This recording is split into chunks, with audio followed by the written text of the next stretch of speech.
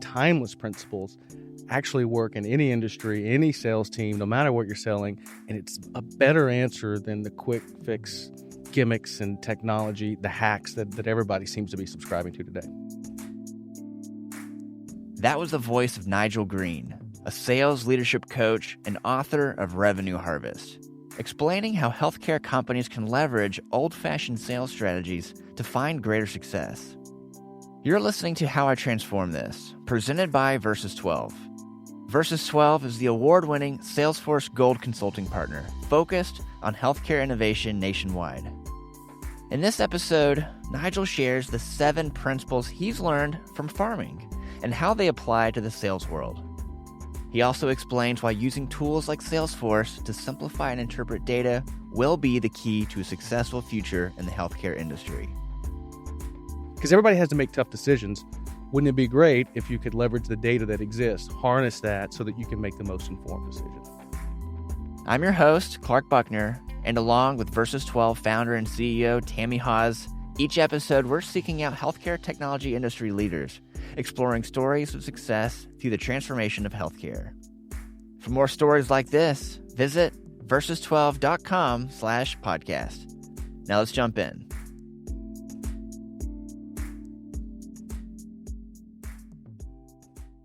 Hi, my name is Nigel Green, and I work with sales leaders to help them build best-in-class sales teams. Nigel, welcome. I'm so excited to have you here in the studio. Yes, and I'm so excited too. I've known you for a while, and you are a true thought leader when it comes to how to actually execute on sales strategy and the importance of tools and technology and people. So I'm really excited to hear what you have to say today. Well, I'm excited to be here, and this has been a long time coming, and I'm really excited to be here with you and Clark today. Thank you. And here on How I Transform This, oftentimes we're hearing big picture strategy. We're hearing about transformation and innovation. But what I'm really excited with you is to hear the tactical and to really dig into some of these tips and tricks and strategies that really work, and especially in something we all experience, sales, one way or another. So I'm really eager to dive in. So the format Tammy and I like to use is just what we call past, present, future. And so real quick, we'd love to hear a little recap of your past, and then we're going to jump into today and where things are. And then maybe what you're anticipating the future to look like with sales, with the work that you do. So that might be a good place to kind of jump right in if that works for you. So, Clark, I'm glad you mentioned tips and tricks because we live in a world of fast fix technology. Everybody's looking for the next thing that's going to give them some competitive advantage. I'm 36, I'm still a young man in this game, but I learned under a lot of timeless principles. So when I got started, I worked in a sales training program at Northwestern Mutual, which has been around for hundreds of years and still subscribes to the old-fashioned selling style of it's a numbers game, it's more science than it is art. Yes, you have to be relatable, but you have to do the work. And I think that's what served me well along the way. So I started out in financial services. It taught me a lot about relating to people, but it wasn't what God put me here to do.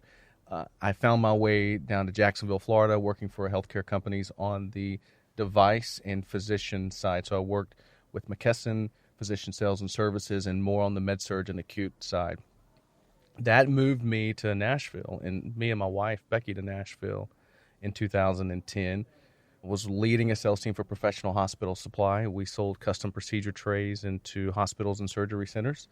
Medline bought that business in 2012, and I wanted to go start a sales team on my own. I'd kind of amalgamated principles and practices from great leaders, and I knew what not to do from some bad leaders.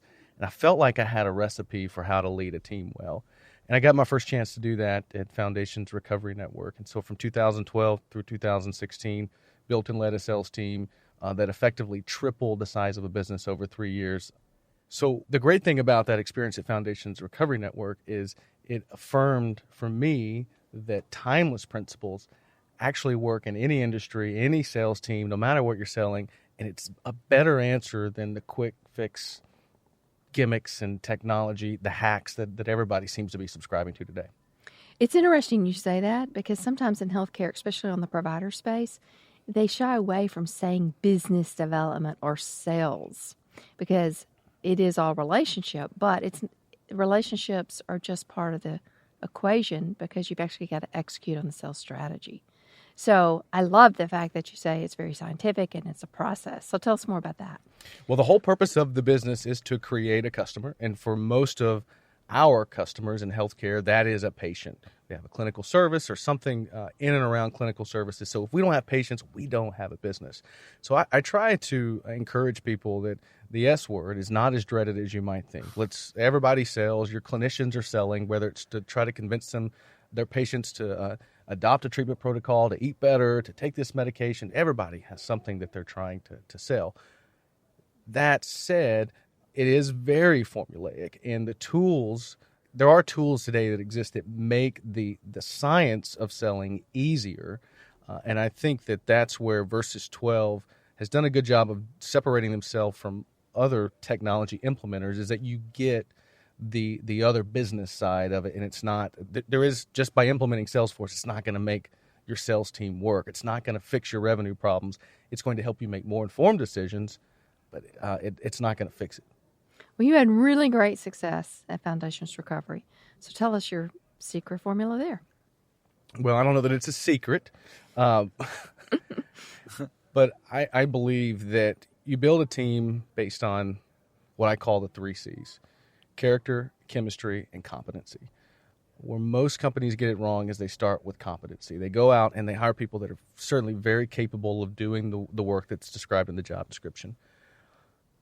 But they may not have the character. They may not have the values that the company was built on, or that they may not buy into the vision that the founder has cast, or they don't have chemistry. They're not someone you want to be around. And if you don't want to spend time with them, it's not going to work, because you're going to spend more time with your sales team than you might with your spouse or your significant others and friends. And so getting that chemistry piece is right. And so we built a team and a culture around character, chemistry over competency. Then you overlay that with the 7 farming principles that I talk about in my book, Revenue Harvest. And those principles I just stole from our friends in the farming community. Every year a grower has to produce a crop. Doesn't matter if it's too cold, if it's too hot, if there's too much rain, if there's not enough rain. It doesn't matter what the market's doing, who else is growing that. They have to produce a crop. Every year, sales leader, she has to hit her number. The board doesn't care if you're under-resourced. The board doesn't care what the competitive landscape is. If she doesn't hit her number, she's not going to last very long. So what we can do is we can take these 7 things that farmers do. They plan well. They position well. They understand the importance of preparing their team, whether that be the labor, the training, for all the different aspects that go into producing a crop or cattle, ranching. Then they plant, then they tend, and then they harvest. Most of us just spend so much time focusing on the harvest, we forget the other 5 to 6 steps. And then after the harvest, you have to restore and you have to rest. And if you don't do that, you can only take so much out of the ground before it gives up and says, I got nothing else for you. So good farmers that produce consistent results year in and year out know how to put back in the land. And I think that's what we did well at Foundations. We use the data to inform when are the slow seasons, because you can't just run on all cylinders 12 months a year, because if you do that, you go into the next selling year tired, exhausted, trying to account for, did we hit our numbers last year? Got to do a new comp plan. We got a new product to roll out. If you don't build in time to rest and restore your team, you're just not going to make it. That's fascinating how you've overlaid that with what farmers do. I think farming is, arguably one of the older professions, and it's certainly one that has been subjected to disruption from technology. I mean, now they have GPS-guided tractors and combines and drones to do aerial footage, but they still find a way to get it done. They leverage technology, and I think that's the point of what Versus 12 is doing, is saying technology is not going to fix your problems, but it might give you a chance to make more informed decisions. And give you a competitive advantage. Yes. Yeah, because everybody has to make tough decisions. Wouldn't it be great if you could leverage the data that exists, harness that so that you can make the most informed decision? So you had wild success at Foundations Recovery, and then you've done a couple other things that have led you to where you are now. That's right. And so I have spent, since 2016, my time in and out of working with high-performing management teams. I've been outside of healthcare, found my way back, and realized that I really just care passionately about this industry and only want to work primarily with healthcare teams. So I work with investors, executives, and sales leaders to help them think about ways to get to that next level of sales growth. Oftentimes, there's a new investor, there's an injection of capital, there's a new product, there's a merger, and what worked to get us here may not be the play we need to run to get us where we want to go. And so it's just helpful to have an extra set of eyes and ears to come in on those strategic initiatives, and that's what I love doing. That reminds me of a book, What Got You Here Won't Get You There, or something like that. Somebody told me once, nothing fails like success. That's pretty good. So maybe it's something along those lines. Yeah. Earlier, you're talking about how everyone craves those fast fixes, and it's loud and clear what I'm hearing you say, Nigel. You just got to do the work. And so you've laid out this 7-step plan. And Tammy was asking, like, are there any secrets? And you're like, well, they're not really secrets, but something I think we can all agree that surprises, at least it surprises me, is that intentional, you must rest. So do you feel like that one, or is there another one that is most commonly overlooked in this cycle? Yeah, so the principle that I think probably most well applies to the work that Versus 12 is doing would be tending. There's this misconception that if we go plant seeds, if we go hit our prospecting number, if we put enough out there, that miraculously we're going to show up in 100 days and we're going to have revenue to harvest. Well, if you don't tend to the plants, if you don't eliminate weeds, pests, in the forms of weeds and pests in the business world, competitive threats, disengaged employees, not truly knowing what your KPIs are, measuring the wrong thing, it's going to be a woeful harvest season. And so the way that we leveraged the technology we had through Versus 12 at Foundations Recovery Network was we created what I call an accounts review. And I talk about this in the book, but it really was birthed during our season together at Foundations. And to me, an accounts review is a performance review. It's a pipeline review. It's a forecast review. It's all in one review. And the data's right there to do it. What it says is we're going to assign the numbers that we expect in revenue, widgets sold, whatever that holy grail metric is, and we're going to assign it to the accounts that we expect will contribute it to it. You can slice the periods however you want, year, quarter, week, month, and it allows for the rep to participate in the forecast, to own the number, and it doesn't feel like it's a top-down, Nigel made up these numbers, nobody's going to hit them. It's a collaborative approach, and it's a data-informed approach, and the power is right there if you know how to use it to inform those coaching conversations and not just let it be a dashboard that we refresh every day when we open up our email at 6:30 in the morning. I call that more of a rifle approach than a shotgun approach. You were very focused about the accounts you were going to go after and what you expected from those accounts. Yes, and being very clear on how we define an account. So I think that any entity that has the ability to do business or transact with you is an account, and they come in different stages. They have suspects, prospects, active, inactive, strategic. The nomenclature really doesn't matter, but anyone that could buy that meets some type of qualification standard, we have to measure and we have to tend to them and make sure that the activity that we're outputting into the market matches the goals that we expect in the harvest. So you guys went specifically after other organizations that could refer patients to you. And there may have been at that time a little direct-to-consumer as well. But there's a lot of talk in healthcare now about, yes, we will always have these referrals, but there's a lot of re-architecting to go direct to patient. Do you have any ideas about that in the book or just personally? So in the book, we talk about the buy-sell hierarchy. And what the buy-sell hierarchy says is that there are 5 levels of providers in the B2B selling world. So this is relating to the other businesses that would refer patients to you, not the direct-to-consumer, but the B2B side. Most providers, most companies that have something to offer exist on the 3rd level or lower. So they sell very highly on features and benefits and pricing. Well, Those companies that stand the test of time are level 4 and level 5 providers. So they make contributions into their customers' business. They help them solve their problems. And if you can't find a way to teach your sales team to solve the problems of your customers, you probably should abandon B2B and go direct to consumer. And we're finding that in the direct to consumer space, specifically in healthcare, patients are more open to talking about what they have. There's less anonymity. Specifically, in the substance use and behavioral healthcare world, it was very taboo. You didn't talk about it. So the idea of going direct to consumer had to exercise a lot of discretion. But now we're seeing that potential patients will chat. They will let you call them at work. They're not as sensitive about expressing what it is they may be struggling with. So I think you're going to see more of a wave to direct to consumer, and it doesn't mean that you won't need a sales team to help influence that patient to make a decision. It's just the selling is very different in those spaces. That's fascinating. I love it. That's good stuff. So these are all really good examples. I love it. So the name of the book, one more time, what is it? Revenue Harvest, a sales leader's almanac for planning the perfect year. It's fantastic. And before I forget, how can someone get the book, connect with you, all the above?